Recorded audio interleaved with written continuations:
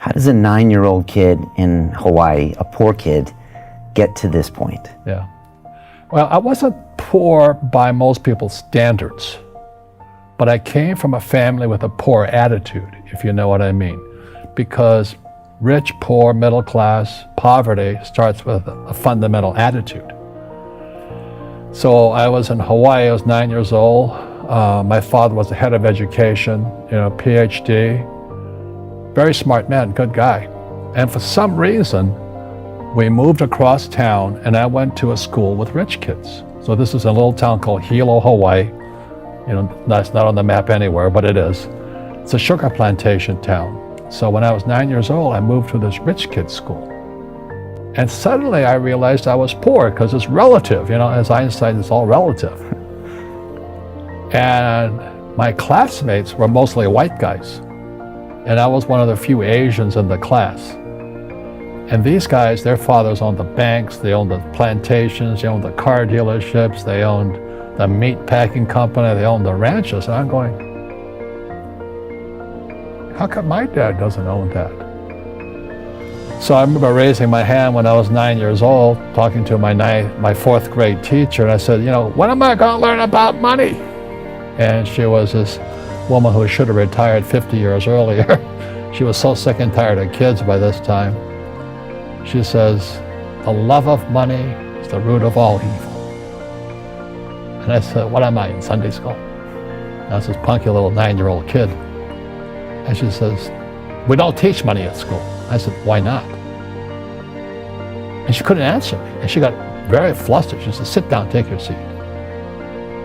And then I got curious and said, why don't we learn about money? She says, go ask your father. He's my boss. So my father was the head of education, PhD, all that stuff. I go home and ask him, said, why don't we learn about money in school? And he looked at me and says, because the government doesn't let us teach that subject. The government tells us what we can teach and what we can't teach. And I thought that was strange. And I said, but aren't we going to school to learn about money? He says, no, your job is to get a job. I said, but you get a job to earn money. He goes, no, you're supposed to just get a job. And I went, no. Isn't the purpose of a job to earn money? He goes, you're correct.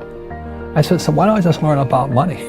I can skip the job part, And he got flustered and he said, look, and my father was, for Japanese, very tall, 6'4", an imposing man, good guy. But he says, if you want to learn about money, why don't you ask your best friend's father about money? And I said, why? That's Mike. So why ask him? He says, because Mike's father is an entrepreneur. And I said, what are you? He says, I'm an employee. I'm a government employee. I went, oh, what's the difference? He says, the difference is an entrepreneur must know about money, or they're no longer entrepreneurs.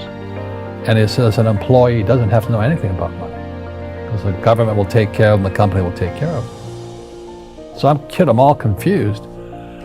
But I took my dad's advice and I trundled over to Mike's father's office and knocked on his door and I said, hey, I'm here, 9 years old. Teach me about money. He says, beat it, kid, But that's where the story of Rich Dad, Poor Dad started. And finally, through persistence, my rich dad started teaching me about money on one condition. And that condition was he would never pay me. He says, the moment I pay you, you think like an employee. He says, that's the trap. Entrepreneurs work for free. And now I'm 9 years old, my head's going cracking in half. He says, you never want a paycheck. You understand that, kid? I said, okay, I got it. And he says, well, how do I make money? He says, that's what entrepreneurs figure out. It's like the cat, which comes first, the cat or the cat chasing its tail. And I said, so how do I learn about money? So he would just break out a Monopoly game board. So I would work for free and pick up cigarette butts and get hotels and restaurants, and I would clean and do menial tasks. And as I got older, I started getting into office work and marketing and accounting, and I was an apprentice basically, but I always worked for free. And he would teach me about money, but the way he taught me about money was playing Monopoly. And finally one day I got upset. I said, well, when are you going to teach me about money? He says, what do you think we're doing? we're playing Monopoly. He goes, no. What do you think we're doing? We're playing Monopoly. He says, what do you think we're doing? So I don't know. I'm teaching you about money.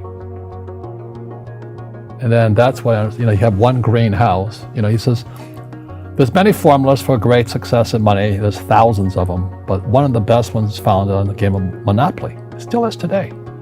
4 greenhouses, 1 red hotel. I said, what?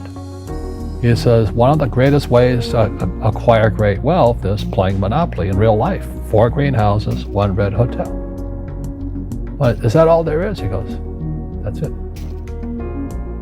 And he says, what do you think I'm doing? And I went, I don't know. So then he took me out and he showed me his greenhouses. And 10 years later, when I was 19, I was now in school in New York, and I come back to Hawaii, and Rich Dad had bought the biggest piece of land smack dab in the middle of Waikiki Beach. And when you go to Waikiki Beach today, you'll see the Hyatt Regency Hotel. That was his hotel. Just like the game of Monopoly. Just like the game of Monopoly. Acquired assets and they became bigger assets. He just kept what's called an assemblage, because that property wasn't that big at that time. So he had to buy out all the small guys. Because Waikiki was a little dirt water little town. So he'd buy out this shop owner and buy that shop owner. And it took him a while, but he finally assembled this large piece of property. And then he and Hyatt put up this giant hotel. It just sold for $800 million. So that's how I learned about money. And that's because he refused to accept a paycheck. He says that the moment you accept a paycheck, your brain goes dead. He just got paid. He says, as long as you're hungry, you'll think. And he was a great, great teacher. So today when people ask me what I do, they know me as the author of Rich Dad, Poor Dad. I just say I play Monopoly. So I own greenhouses, I own big hotels, I own oil wells, golf courses, businesses. I'm just playing Monopoly. That's all I do.